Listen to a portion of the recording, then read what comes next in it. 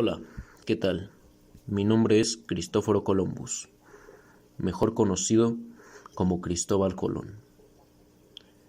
Se preguntarán, ¿qué es lo que estoy haciendo hablando aquí?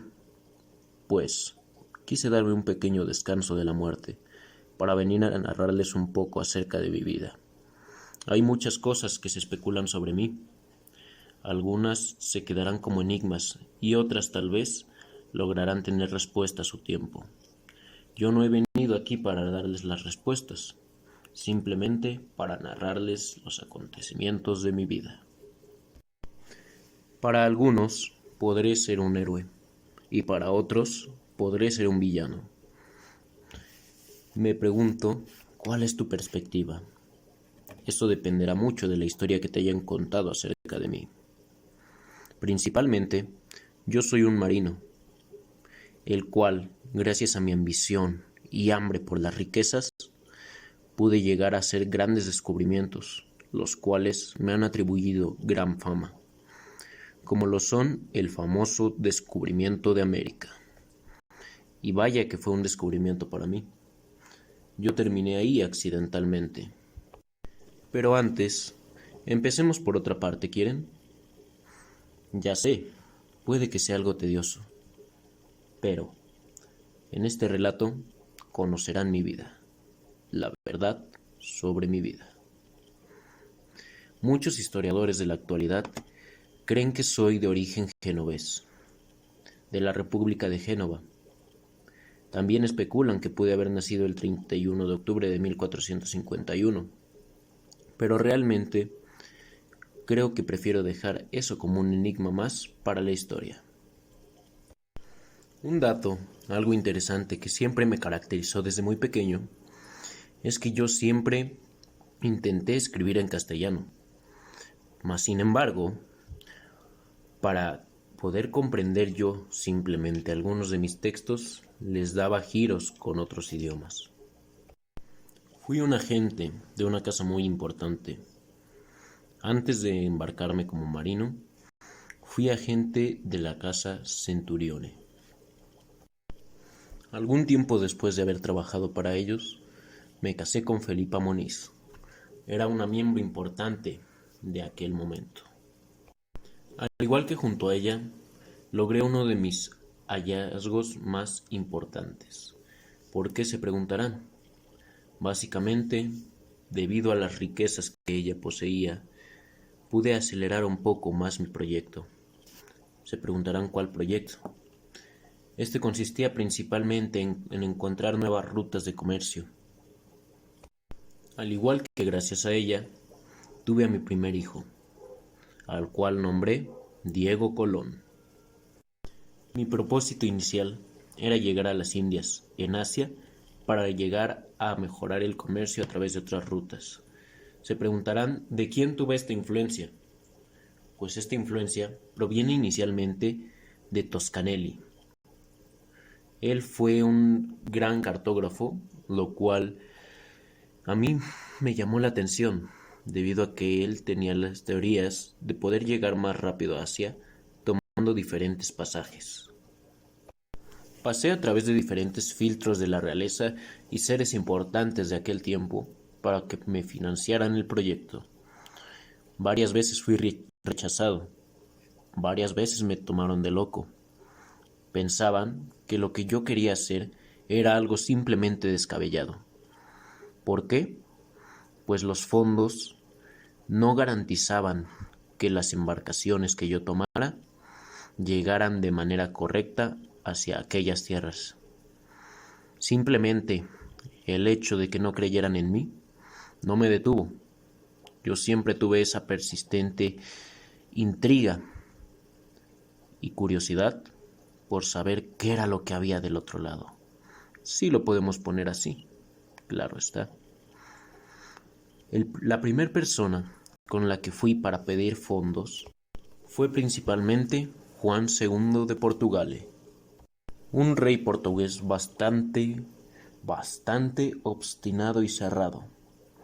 Después de que él consultó con un obispo y con judíos, me negaron la posibilidad de ese proyecto. Eso fue la primera derrota que pude tener al buscar inversión para poder realizar estas expediciones. Pero, como les dije, eso no me detuvo. Seguí y seguí buscando a través de los pasajes o básicamente de las regiones castellanas, las cuales yo tenía aquella idea de que me iban a proporcionar mucho beneficio y aquella inversión que yo necesitaba para mis viajes. Rechazo tras rechazo, no me rendí, hasta que un día conocí a Antonio de Machena y a Fray Juan Pérez. Se preguntarán, ¿quiénes eran ellos?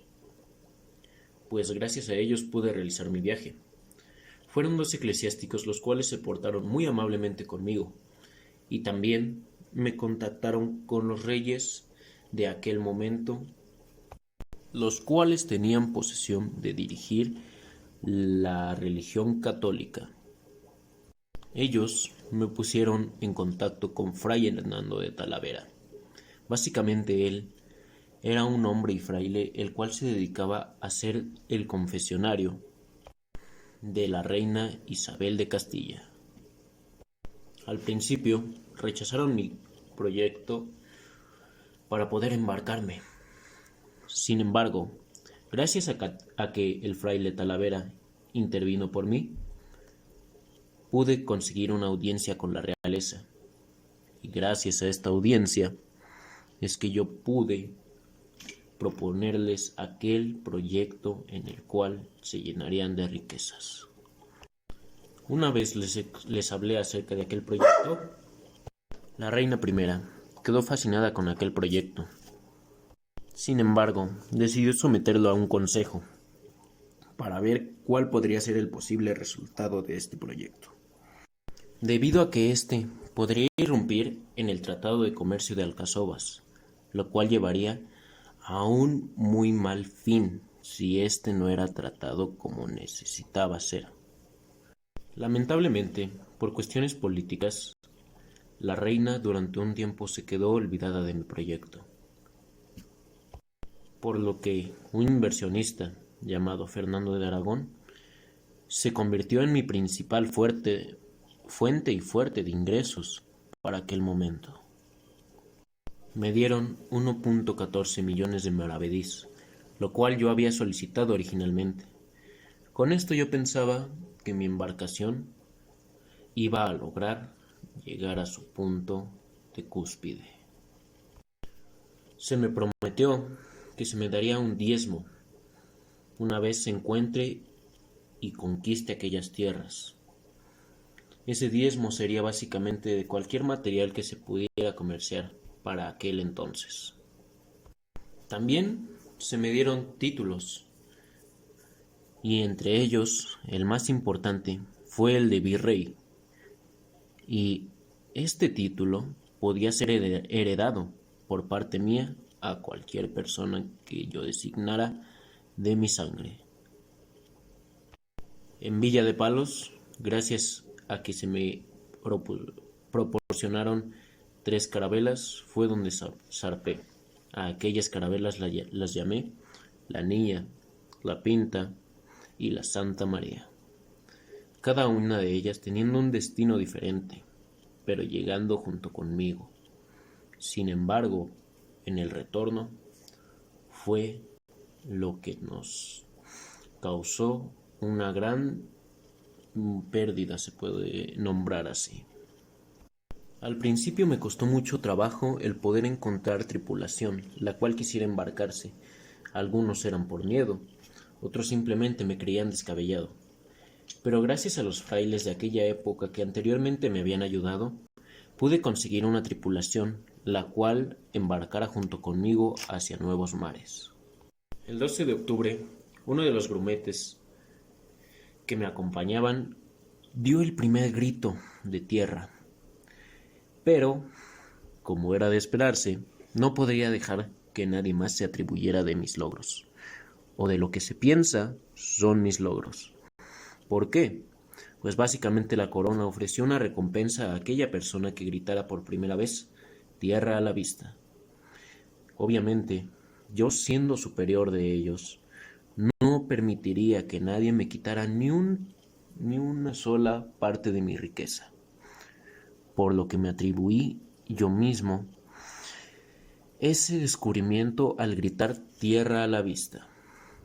La ventaja que tuve es que no tenía como tal testigos al lado, lo cual me dio una ventaja para poder enjuiciarme a mí mismo aquel acontecimiento. Después de esto, desembarqué en varias islas y varios lugares, algunas habitadas, otras no. Sin embargo, también se me atribuye que fui alguien muy malo, debido a que está como enigma que yo maltrataba a mi tripulación y también a las personas indígenas de aquellos lugares. Pero, ustedes me dirán, ¿qué es lo que piensan? ¿Creen que realmente es verdad que yo dañaba a mi tripulación y aparte a las personas indígenas que se encontraban en aquellas tierras? ¿Será esto verdad? Creo que también se los dejaré como enigma. Hice en total 4 viajes en los cuales durante mi vida pude avistar muchas cosas, tener grandes acontecimientos, al igual que peleé por riquezas que me habían quitado a la corona. Lamentablemente, yo no pude recuperar esa riqueza. No fue hasta que en mi quinto viaje, yo regresando lamentablemente del cuarto, morí por vejez y no como tal solo eso. Como saben, las enfermedades azotan a los marinos. Una vez que yo morí, mi descendencia peleó por aquella riqueza que a mí me fue arrebatada y lograron recuperar una pequeña parte de ella. Pero no les quiero seguir haciendo el cuento más largo. Creo que es hora de que yo regrese a descansar. Y que es hora de que ustedes investiguen para resolver sus propias dudas.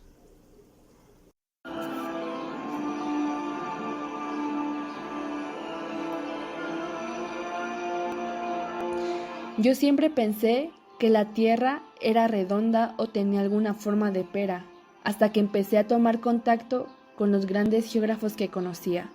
Así que fui con Florentino Toscanelli.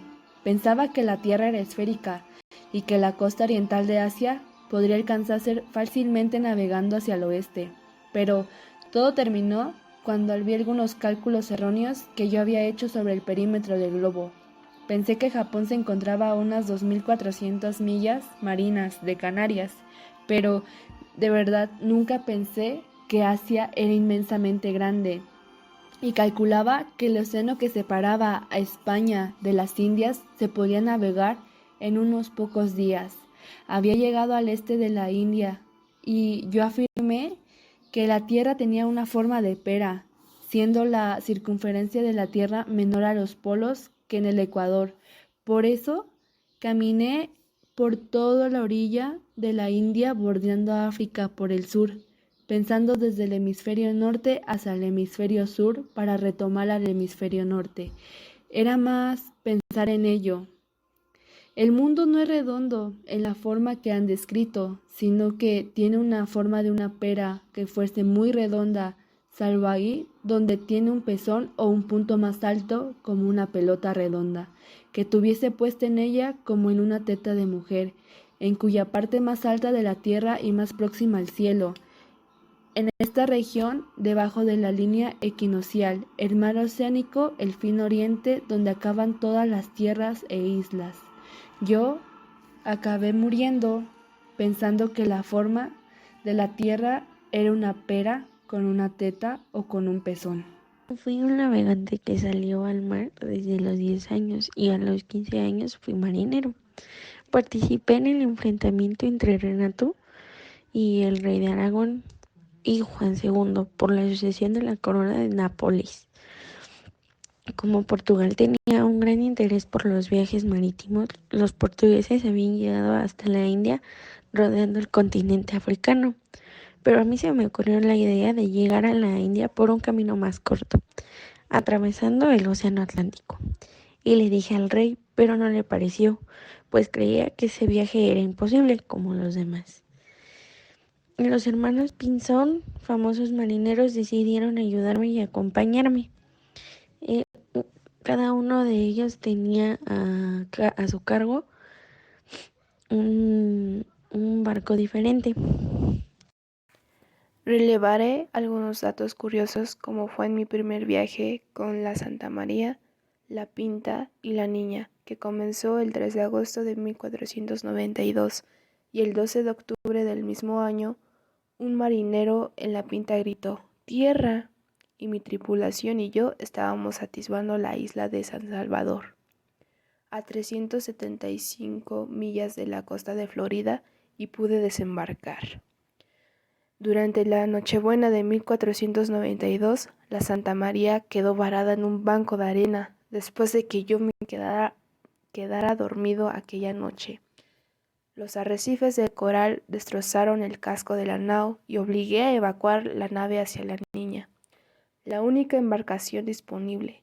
Solo la Niña y la Pinta volverían a España. Aunque realicé varios viajes entre Europa y el llamado Nuevo Mundo, yo nunca visité el territorio que actualmente ocupa Estados Unidos. Portugal, Inglaterra y Francia se negaron en financiarme. Los expertos de los países europeos confiaban que yo tenía unos cálculos erróneos en los que mi travesía duraría mayor tiempo. Subestimé la circunferencia de la Tierra y el tamaño de los océanos. Yo me aprovechaba de los indios para esclavizarlos.